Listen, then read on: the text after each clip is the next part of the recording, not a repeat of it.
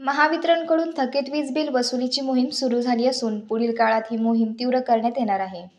त्यामुळे ग्राहकांनी आपली थकीत वीज बिले लवकरात लवकर भरून महावितरणला सहकार्य करावे असे आवाहन महावितरण वायू विभागाचे कार्यकारी अभियंता अमित बोकील यांनी केले आहे.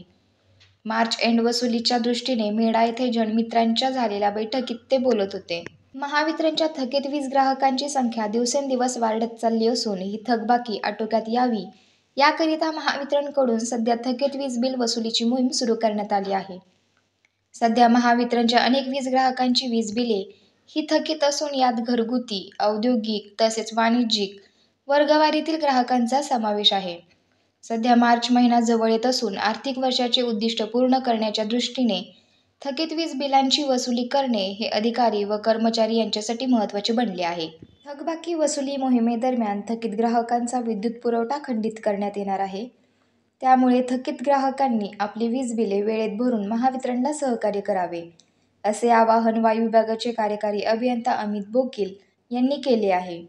यावेळी झालेल्या बैठकीसाठी मेढा महावितरणचे उपकार्यकारी अभियंता अजय धामोरे, शाखा अभियंता सुरेश कुंभार, अतुल सुतार, पवन राठोड, गणेश जाधव, ओमकार पाटील यांच्यासह जनमित्र उपस्थित होते.